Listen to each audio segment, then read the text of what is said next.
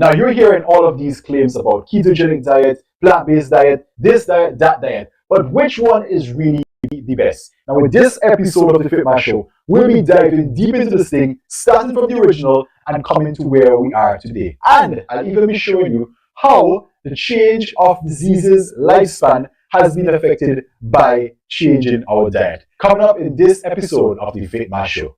Welcome to the FitMass Show with your host, Coach Jason, an international fitness and nutrition coach, helping mothers and wives achieve their health and fitness goals without extremes. So tune in, grab a pen and paper, and let's start your transformation in this episode. Hi everyone, Coach Jason here, and if this is the first time you are joining us on the FitMass Show, my name is Coach Jason, and this is the FitMass Show, the only show in the Caribbean dedicated to helping busy moms and wives lose weight, get in shape, and feel great. No gyms, no diets. And in this episode, we are going to be diving into a very big topic, and that is our eating. Now, I'm not going to tell you anything about getting on any diets or anything like that, but we're going to really look at the history, the genesis of food. First of all, what we started with, where we are today, and a result of the diseases that we are seeing today, we'll see where that ties into this whole matrix. Now, if you guys don't know, I teach from three perspectives. That is the Bible, inspiration, and good science. And of course, the fourth one will be experience, right? So these are the four principles I teach from. So when I teach any topic, these are my four sources that I use to bring information. And I want to spend some time today because, as you guys know, in the book we did yesterday, we looked about eating. We talked about the original diet, and there were a lot of questions that were raised. Persons weren't sure about certain things. So I said I'm going to dedicate this episode tonight to really diving deep into it and giving you guys a perspective from the Bible, of course, first of all, and then we're going to see exactly as we go through the data what happened to our diet, if anything at all, and let's jump right into it. So I like to start this off like this, right? Now, you are watching me right now on either a computer, a tablet, or a phone, any of these electronic devices. Now, this device that you're watching me on was created by someone. So let's, for example, just use Samsung. Simple. Now, when Samsung created your device, they had certain specifications, or they have certain specifications. So we're going to take one, the voltage, the amount of current that should be used when you're charging your device. So let's say for this discussion that your device requires a 110 volt input. Fair enough. Now, you went ahead and plugged it into a 240 volt input and the phone got damaged. It burned out. The question is, whose fault is that? Now, why I start with this is because just like our phones, just like our cars, just like our devices, our body was also created. We didn't just come into existence. We didn't evolve from some small amoeba or whatever the case is. We were created. And this may be a discussion for another time, but if you actually look at the human body, the way it operates, it is really hard to see that this just evolved. I'm going to be honest with you. Even the world, the way the world just happens, it just comes into existence, and you tell me that is how it happened, I'm really finding it hard to believe. When you see how the world is set up, just look at the water table, for example. When the water evaporates, cools, condenses, and you have this perfect cycle going on. If you look at the valley, I'm living in a valley, every flower, every tree, every mountain ridge is specifically placed there, and it complements whatever else is around it. It is like me taking, let's say, this picture here, right? And I want to say to you, you know what, this picture just came into existence. All of the colors, all of the variety, all of the different abstractness about this picture, it just came into existence. Now, you would probably think that I am losing it. But it is the same thing when you think of telling me the world just coming into existence. This picture, you can tell the artist behind this, the person who designed this, took their time to bring out the details. Just like the world, the person who created this had to have taken their time to put everything in place, and everything complements the other. There is sunshine, then it's followed, or daytime is followed by nighttime. There is winter, there is summer. There is fall, there is spring. Everything just balances itself. If it gets too hot, eventually it cools back down. If you get tired, you have a rest period. So to tell me this just came into existence, I really find it hard to believe. Well, let's move on to eating part. So with that foundation established, it means that this human body and all of its systems were created by someone. And just like Samson had specifications, it means that when we were created, there were also certain specifications given. Now, the book of Genesis, this is the book of the beginnings. So if we want to find out what was the original plan, what was the original foods given to us as human beings, it will serve us well to start there. So I'm going to look at a text. It is Genesis chapter 1 and verse 29. Genesis chapter 1 and verse 29. And it says, and God said, and if you're home, again, pick up your Bible, follow along with me, and just make sure I'm reading the right thing, right? And God said, behold, I have given you every herb bearing seed. Now pause. Take your pen, take your highlights. I want you to highlight that. Every herb bearing seed. We're going to come back to that. Which is upon the face of all the earth, and every tree in which is, highlight this now, the fruit of a tree yielding seed, to you it shall be for meat. So we are seeing here, if you read the backstory, this is after creation, talking to Adam now. This was the original plan in terms of that. Now stick with me, right? We're just going to build this thing, we're just going to present the facts, you make your own decision.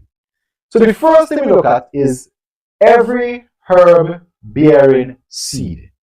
The second one is the fruit of a tree yielding seed. Now, I find the easiest way to understand this is to just add the word that. So, if you did every herb that bears seed, or the fruit of a tree that yields seed, it just makes it easy to understand, right? But let's just read it as it is. So, the first thing we need to define is what is herb bearing seed, or herbs that bear seed. So we want to define what is herb bearing seed. So let's just take the three words. Herbs that bears seed. Now what are some examples of this? Look at our grains. So let's take, for example, the corn. The corn is a herb. The corn bears seeds. They are called kernels. If you take these seeds, just like any seed, and plant them, they will create another plant. Right? So that is one of them. The other one is wheat. Wheat is the same thing. Aromat, quinoa. If you look at the entire grains family, these are herbs that bear seeds. Okay? So we have that one out of the way. Now, what are some other categories? Nuts and seeds. So, for example, things like flaxseed, that will be a herb that bears seed. And if you look at something like cashew or peanut, these are also herbs. And if you open them, they are bearing seeds, right? So these right off the bat will cover that category. Now, category number 2 is the fruit of a tree yielding seed, or as we said, the fruit of a tree that yields seed. So requirement has to be a fruit, and then the second one, it has to have seed. So for example, our apple, mango, banana, pumpkin, eggplant, squash, all these are fruits. And it may surprise you to know that pumpkin, squash, eggplant is actually a fruit. Cucumber is also a fruit. So if you look at them, you cut them open inside, they have these seeds inside. Right? So we have the two set up right here. Also our beans, our peas or beans will come into this category. The first category, which will be herb bearing seed. Okay, because beans is not necessarily a fruit, so it can't be the second category. So it's the first category, herb bearing seed. Peanut is the same thing. Peanut is not a fruit, but it is a herb. It bears seeds. Okay? The fruit now has seeds inside, just like we just discussed. And guys, as we go into this podcast, we're learning together. If you have any questions, please drop them in the comments below. And once we finish the show, we'll go back to them, we'll answer them either in a future video or directly to you. Alright? So these are the two setup. Now let's read that again. So it says, and God said, behold, I have given you every herb bearing seed, which we just defined, our grains, our nuts, right? Which is upon the face of all the earth, and every tree in which is the fruit of a tree yielding seed, or fruits, to you it shall be for meat. Now the word here, meat, is talking about nourishment, or your food, right? It's not talking about flesh, right? So let's just get that clear. And obviously, if you read the context, you'll see that makes sense. So this is what we like to refer to as the premium diet. When we came on the earth, this was the original diet given to us. This was the premium diet. Now, there is something that is missing here, and I can hear your minds racing. But what about vegetables? I thought vegetables were healthy for you. Now, let's pay attention. If you go on, in Genesis 1:30, it says, also to every beast of the field, to every bird of the air, to everything that creeps on the earth, in which there is life, I have given every green herb for food. And it was so. So the vegetables, the green herbs, this was for the plants. So initially, human beings never ate vegetables. We only ate herb-bearing seed and fruit of a tree yielding seed. The animals ate all the vegetables. Now, I'm going to define them for you in a bit. Just like your phone, ever so often, they send you a software update, right? A software update so that the software performs better. However, the Lord does everything perfect. But after man's sin, the wages of sin is death, the result of sin was death. The Lord now had to upgrade or update man's diet. Now pay attention to this. You're going to go, we're looking at the same book, Genesis 3:18, and you're going to read this. It says, after sin, when? After sin, plants were introduced to the diet, and this is what the Genesis 3:18 says. Now it says, thorns also and thistles shall it bring forth to thee, and thou shalt eat the, what does that say? Herb of the field, in the sweat of thy face thou shalt eat bread. So after sin, man was given permission to eat the herb of the field. Prior to that, only animals ate of the herb of the field. Now the question is, why? Herbs, and this is the answer, herbs are protective to the body. So when you use herbs, they contain certain phytochemicals, phytonutrients inside of them that helps to protect the cells. They're anti-inflammatory, they help to protect the cells. They help to preserve the cells. For example, when you get sick with certain diseases, there are certain herbs that will help to improve your immunity, boost your recovery. Echinacea golden seal right off the bat, I can think about. If you are feeling fatigued and you need a tonic, I'm thinking right off the bat, Siberian ginseng, American ginseng, Panax ginseng, Dong Quai for ladies. If you are menopausal, I'm thinking wild yam, right? Right off the bat, again, Dong Quai is going to come up black oakish. And these are herbs. These are protective. That is what herbs do.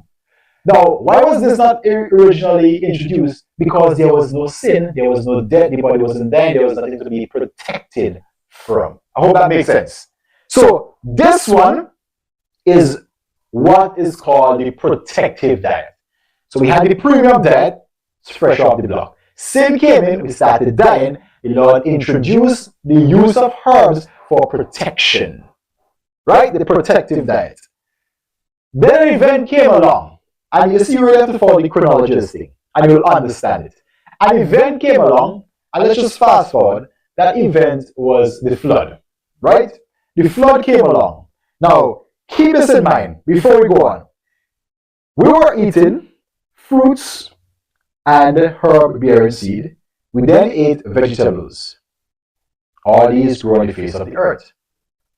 However, the face of the earth is about to be destroyed, not just part of the earth, the entire earth by a flood. Which means the fruits, the herbs, the herb yielding seed, all will be destroyed.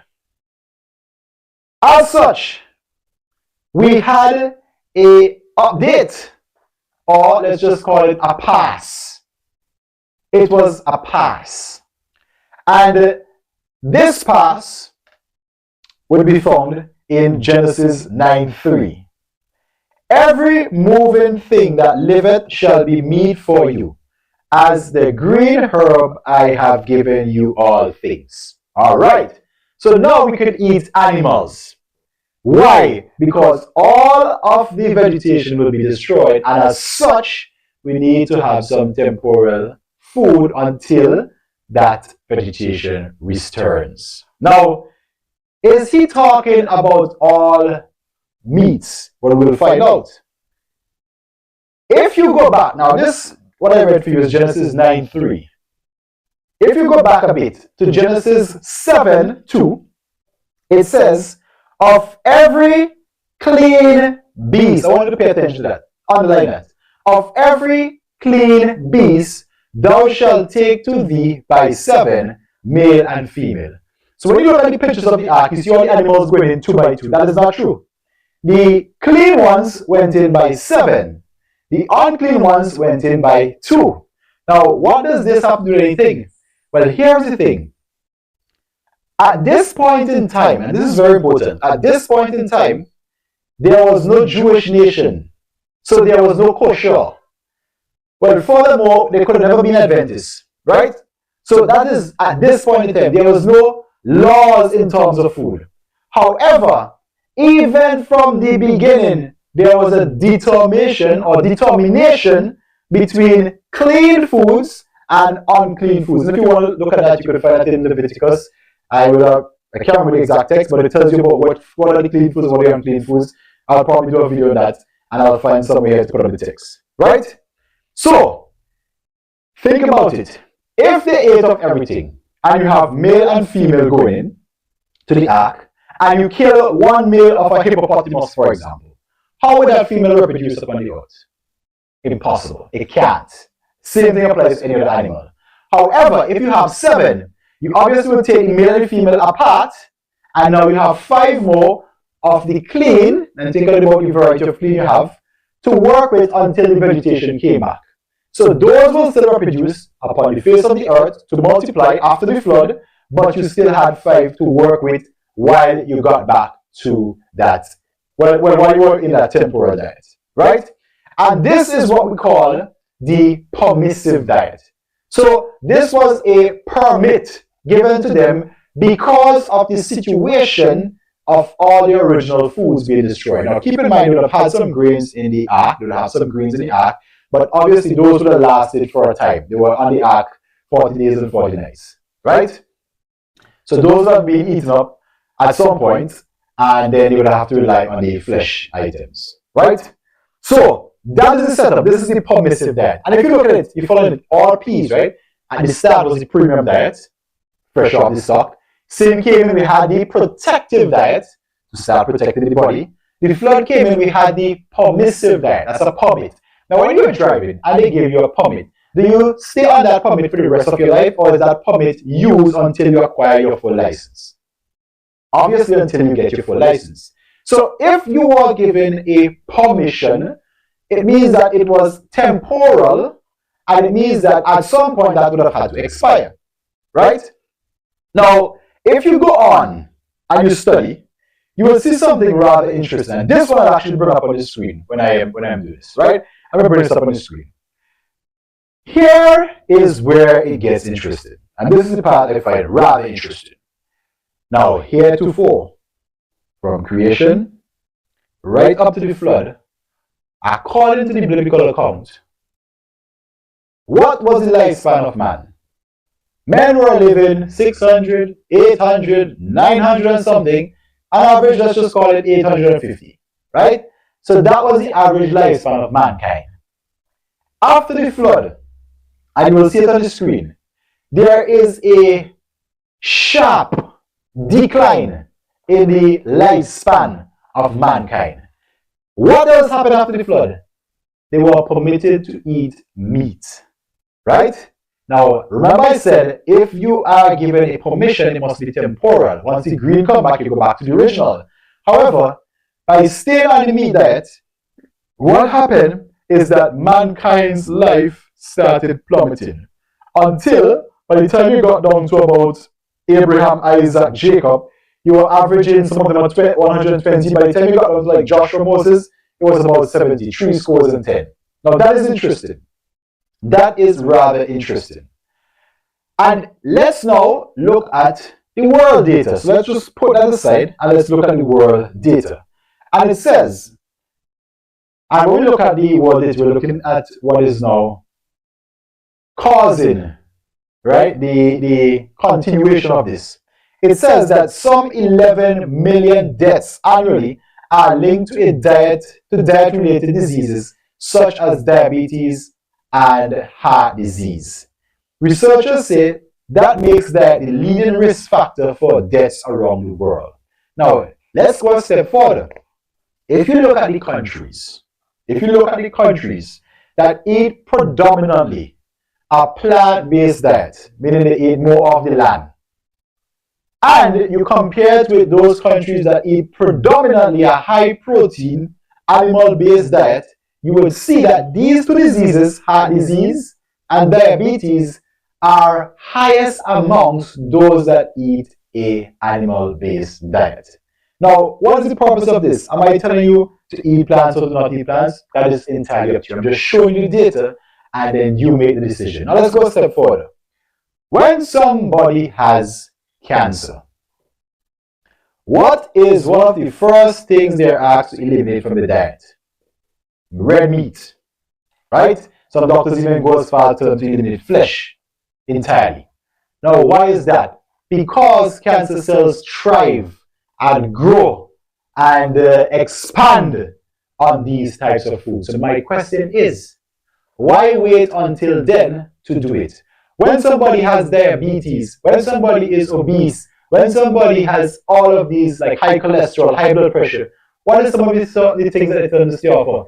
Stay off of milk, butter, cheese. All these are animal derivative foods. Why wait until then? Right? So, as you can see, most of the diseases that we are seeing now is a direct result of departing from the original diet, which would make sense. Go back to the initial example with Samsung. They said 110 voltage for the phone to charge it. We went and we put 240 to blow the phone. The phone was not created for 240, it was created for 110. By disobeying that, we have destroyed our phone. It is the same thing with our body. We were marvelously and wonderfully created. And by being marvelously and wonderfully created, we were given a premium diet to sustain this life. When we depart from it, we are now seeing the results of that. Now, this podcast, this show is not about telling you which diet to choose. I am laying out for you the data. You make a decision, right? You make a decision, but this is it. As I said, I'm here to help you guys navigate this nutrition thing. I'm going to show you exactly what the evidence is, what the Bible says. You know my full perspective I teach from. You now have the information and you can take it from there. Alright? So, hope you guys enjoyed this episode of the FitMash Show. I'm going to keep this one a little bit shorter than we normally do. But I really wanted to do a show specifically on the genesis of that and seeing why, when we depart from the original, we're seeing a lot of these diseases today. So, I know that you're going to have tons of questions from me, and that is fine. That is awesome. I love the questions. So you can email your questions at support@fitmateam@gmail.com. I'll put it up on the screen. Email your questions there, and we'll answer it. Also, if this is easier for you, write in the comments below. You can type your questions, and then once the show gets over, our team will go in the next 24 hours, look at the questions, answer them right there. If it needs a little bit more of a long form answer, we'll probably create a video or do it on a future show. And if you have any more questions that you'd like to see on one of these shows, again, you can just let us know below and we'll make sure and accommodate you. Coach Jason, thank you so much for listening to this part or this part of the FitMash show. It was definitely fun producing it and sharing some information with you. Have yourselves a blessed day. Do us a huge favor. Leave us a like on this video. And also, if you could just share it with one person so that they can also get the benefit. Have yourselves a blessed day. Coach Jason signing out. Thank you so much for listening to this episode of the FitMaw Show. Got questions? Email us at fitmawteam@gmail.com. Text us at 17844918076. That number again is 17844918076. Follow us on social platforms, YouTube, FitMaw, Facebook, FitMaw page. Visit our website for more health solutions at www.fitmaw.com. FitMaw, helping busy moms lose weight, get in shape, and feel great. No gym, no diet. See you next time.